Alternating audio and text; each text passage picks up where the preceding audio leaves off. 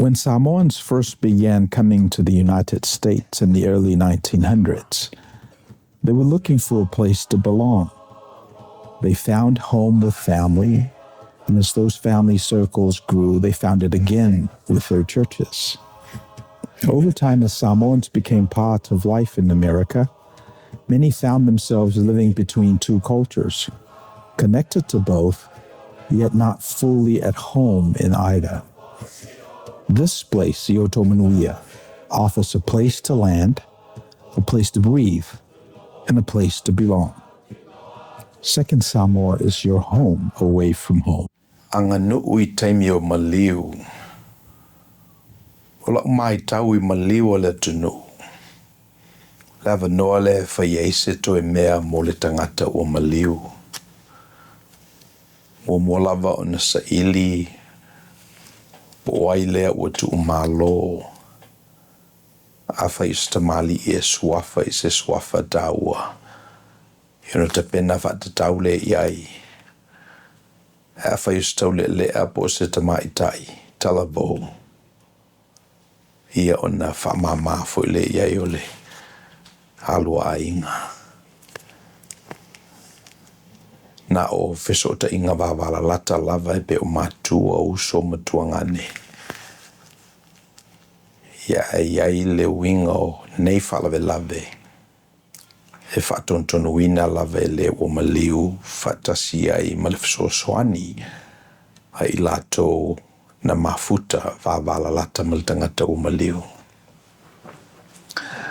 Those are some of the initial comments I wrote down, Robert, as it pertains to this life cycle event in our community called Maliu funerals. And when I was growing up, it was a 2-week affair where people travel from long distances, bringing their what constitutes value to them, two things. It's their fine mats or their money.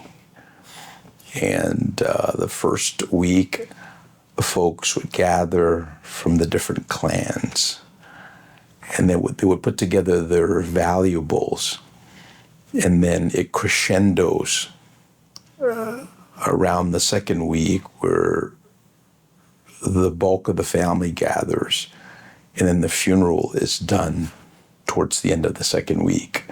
So it's a 2-week celebration when I was growing up.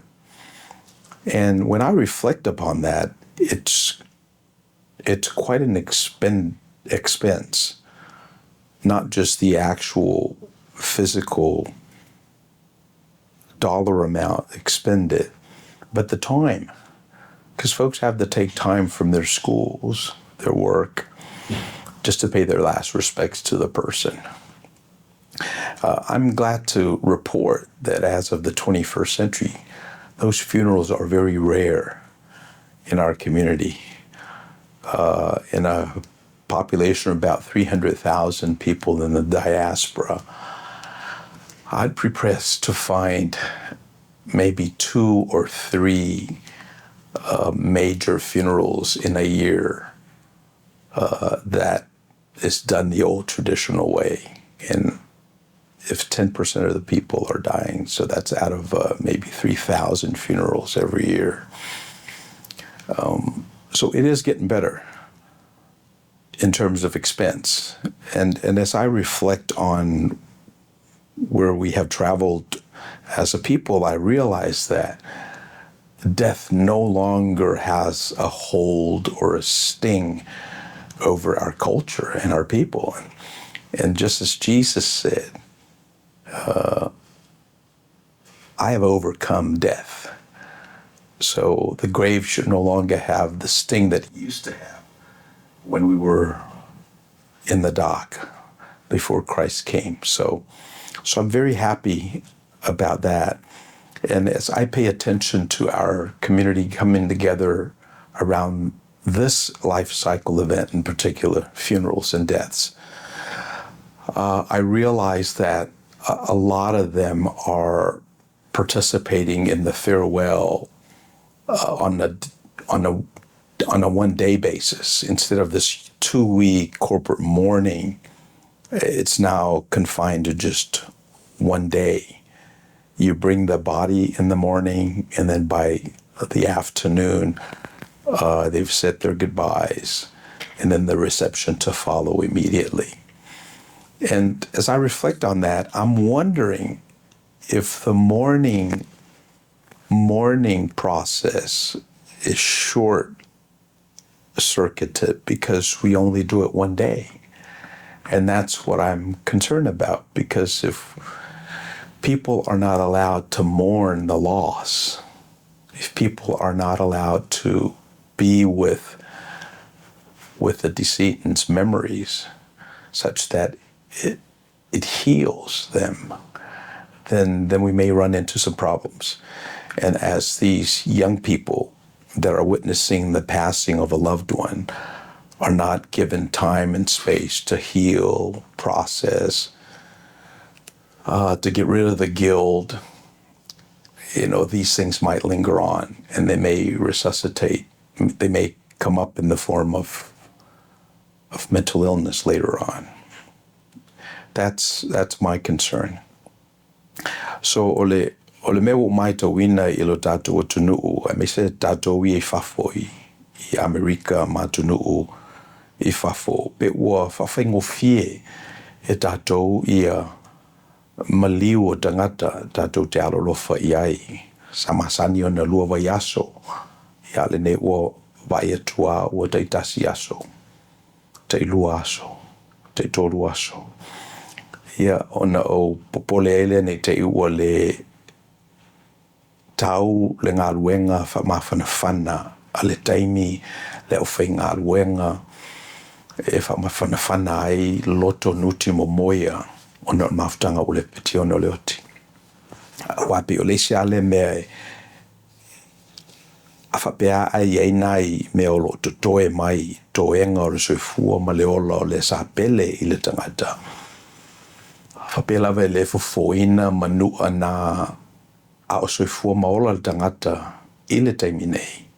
E mwhaia o na whai ma mea e langai nisi whawhita o li manisi vai vainga manisi ngase o le mawhawhau.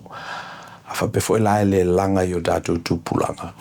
Ia lafo e solo ai mai ia tamaiti laiti. E le mawhaifo e latou ona whanofo le nei vevesi. Wo o datou ainga. Ina ua maliu matu malo se pele ai datou. Yeah, olesi meo te maito ina. One of the things I've noticed about our community here in the diaspora and our community back home is sometimes the structures that we erect to contain the grave of our loved ones is so much better and well adorned than the homeless cart boxes that we see in LA that houses live people but are homeless. So what I'm saying is, in Samoa, we put a lot of emphasis on the graves of our loved ones, and we adorn it with the finest decoration. When we come here to the States, we have a panoply of treatment of the dead, all the way from mass cremations of those who don't have families to state funerals where the dignitary lie in state. My point is, there's a lot more available to the Samoan community here in the States than it is in Samoa. We have insurance coverage. We have pre-need plans where we can prepay for funeral expenses before they happen. And then I'm also noticing that many of them are gravitating towards cremation, which is substantially cheaper than actual burial. And then we don't have to find a plot at our residence to dig a hole and bury like we do in Samoa.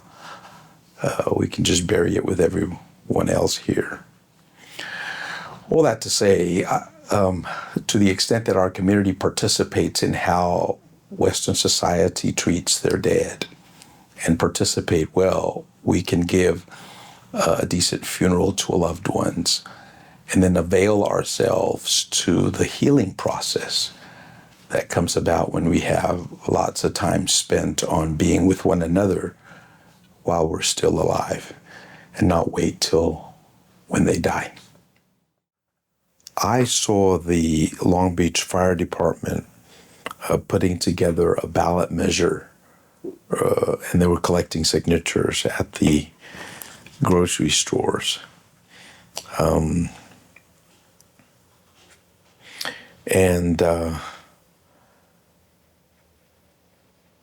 They're looking to tax people. They're looking to collect money from the hard-earned labor of people.